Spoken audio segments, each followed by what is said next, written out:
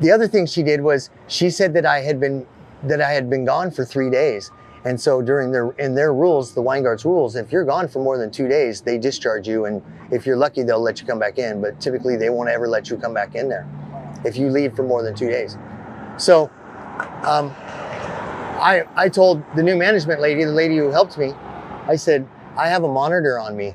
It shows you exactly where I was at during those 3 days. And it shows you exactly that I was in my room those 3 nights, that she claims that I wasn't there, that she wrote in the paperwork to have me thrown out. She lied. My monitor shows you exactly where I was at. She doesn't know I have the monitor.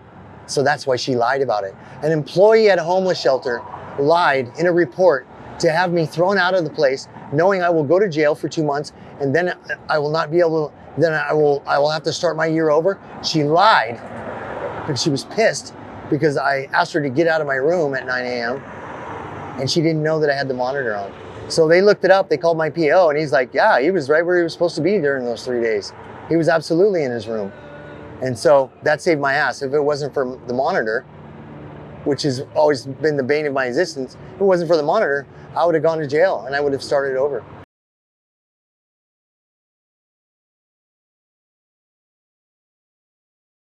So I live in the Weingart because I don't have a choice. I have an electronic monitor on me that tells them everywhere I go.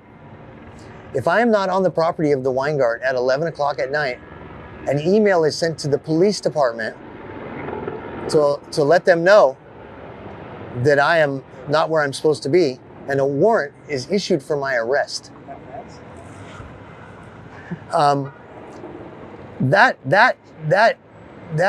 curfew that I have is set in by the Weingart, and everybody's expected to be in by 11 o'clock. Now, the probation department is the ones who have the emails sent to the police station, et cetera, because but if I lived at home, if I had my own home, I would have no curfew. There would be no warrant. I would not have to be anywhere at any time. But I'm not allowed to have my own home. I'm not allowed to be in my own home. I'm not allowed to rent my own home. I'm told that I will live there and that's it, and that's all, or I go back to jail. And if I go back to jail for not being there when I'm supposed to be, my year starts over again. My year starts over again. My year starts over again. This is 15 years. I haven't been able to survive this. I now have less than 2 months left to go until I'm off of probation and I will be out from underneath this. But the ironic part of it is inside of these places, these homeless shelters and stuff, there are rules that you can't believe. They wanted to give me a drug test a while back because I was a few minutes late. And I said, my probation officer doesn't give me a drug test. Why would you give me a drug test? Oh, well, you're late coming home. This isn't my home. I didn't ask to be here. This isn't, and who are you? You're an employee at a homeless shelter. You're not a police officer. You're not an officer of the court. Why would you want to give me a drug test to send to my probation officer to have me arrested if I fail it because I'm 5 minutes late? And by the way, the bus that I took to come home was behind schedule, and that's why I'm late. So you want to put me in jail for 2.5 months, and you want me to have to do this all again when I have 3 months left to go until I'm done with this forever? This is the kind of attitude that they have. I've seen them beat people up and throw them out in the streets. This is, no kidding, a true story.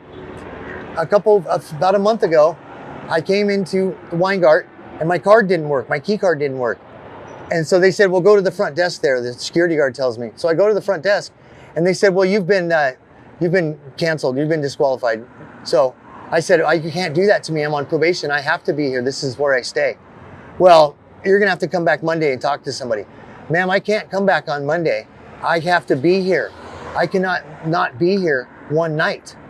I will go to jail and I will have to start this whole year over again. At the time, I only had 3 months left to go. And I said, you can't do this. And she said, well, I don't know what to tell you, but you've been released. And so, discharged. And so I said, I'll go to jail. I will go to jail if you don't let me come in and go to bed. And the reason is because I have a monitor on me and it tells them that I'm where I'm at. And so I was distraught. I went outside and I called my girlfriend and I said, I guess I'll come to your house or I'll go to a motel. And she said, no, you stay right there. You stay on the sidewalk in front of the place and you don't leave until 6 a.m. when you're allowed to leave for the day. And I said, why would I do that? And she said, because if you leave, they're going to put you in jail. And so I went in and asked them if I could have a jacket or a blanket or something. And she said, hold on a minute. And she called security and she had them come remove me from the office and throw me out of there and throw me out of the place.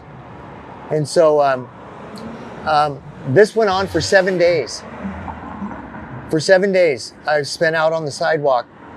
And my probation officer finally answered me on day 4 and said, well, have you got it figured out? And I said, the lady's told me today that she'll have my card turned back on and I'll be able to come back in.